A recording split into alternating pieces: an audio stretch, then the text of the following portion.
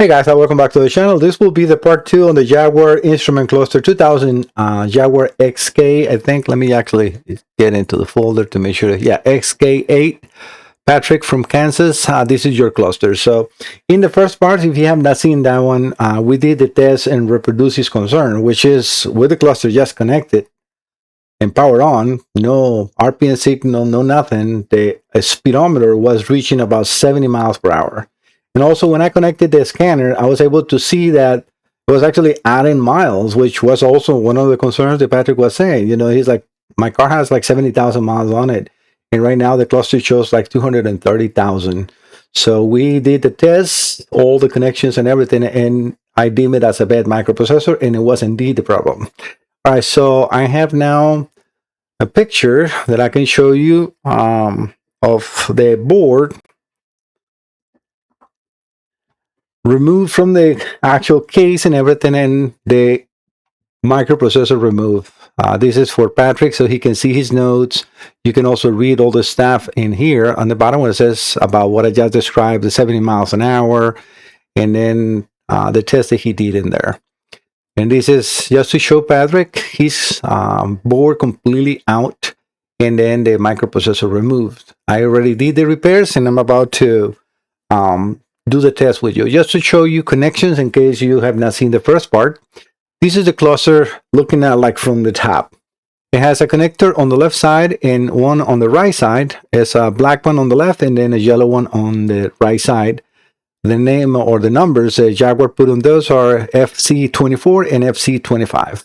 The FC24, for some reason, the pinouts are wrong position-wise. The one on the right side, the yellow one, is correct. All the numbers and everything matches exactly as in the connector. And luckily for me, the numbers are inside the connector, so I can see the error. So I put those in there so I understand how to do the connections because the numbers are backwards. I should have put the number 1. And if you see here, what the error is pin 1 is actually on the left lower corner and pin 14 is in the upper lower left corner, or upper corner on the left side.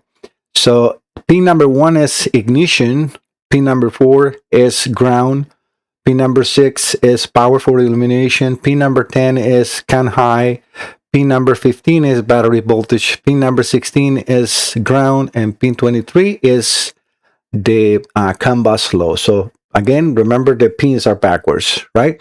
On the other side, the other connector, the only thing I'm supplying is pin 14 and 13, which is the fuel level sensor. And I also had added to my notes, this is all made by me, that with 900 ohms in between those two wires, it will be an empty tank, and with 80 ohms, it goes over to full. And then in the middle, it's a little hard to say which will be the reading for half a tank, but in the middle of there will move the needle. And this was not happening with his cluster. No matter what I do there, it was just going the miles to 70 miles an hour and never reading fuel. All right, so let's do the test. So I'm going to move you over here. Let me put that view in my screen. I think it's better if I turn the lamp off so you can see the needle or the cluster better. Can put something behind, just kind of like to angle it a little bit so you get to see that a little better. I'm not sure if I can. No, let me just leave it the way it is. I think it's easy to see. All right, so I'm going to put the SUS, which is the scanner, Snap-on SUS Plus, that I'm going to use to do just the reading of the mileage. And I forgot to show you that here, so let me just go over to the folder 1 second to show you that, because it was adding miles by itself. Let me see, 53. Yeah, let's look in this 53. That's the number of the page. Sorry, the picture 5353. We can see the odometer mileage reading 81,777. But then if I go forward, now it's 85,483. You see, this is miles have changed by itself with no signals being injected to create anything like that. So this was the issue, part of the issue, right? All right, so let's do the test. All right, we're ready to go. Let me power it up. I am already providing 80 ohms of resistance in between the pin 13 and 14, like I mentioned before. I'm going to put the ignition, sorry, the battery, now ignition. I want you to see immediately, now we are reading fuel. That's a clue number one that we are good. Let's connect to the scanner. I'm gonna have to wait for the BCI to power on. This is the BCI. It's a wireless Bluetooth device that connects the scanner to the computer without needing a wire, so you can drive it or put them in the front of the car and you don't have to be attached to a cable. All right, so let's go over to Jaguar. This is just a cluster, so I have to manually select the vehicle.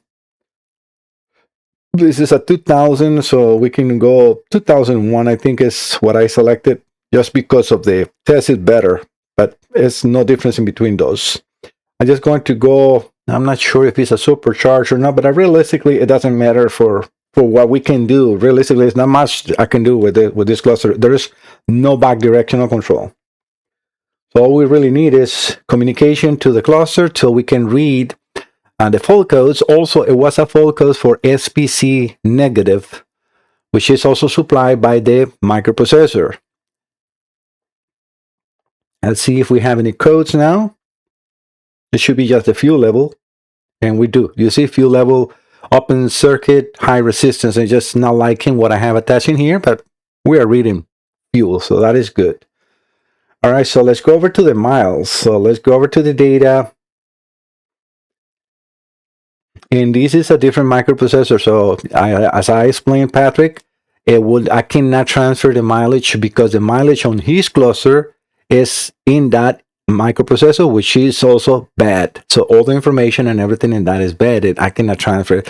Either way, I don't have a tool that can do it. I have been trying with different multiple tools, and I so far not been able to, even though I have the correct ID for the microprocessor and everything, but I cannot do it.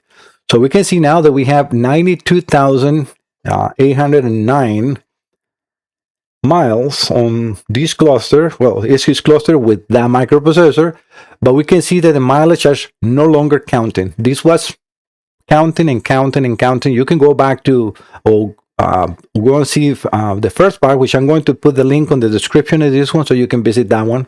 But now that is, again, a second clue that everything is working as it's supposed to.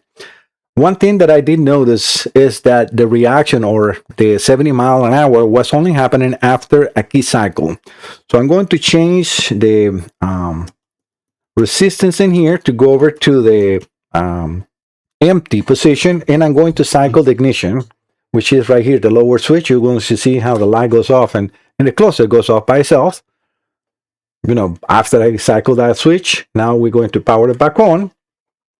And now we can see the fuel level is staying in empty and no auto reaction. So the gremlin of that mile of going 70 miles per hour is not happening.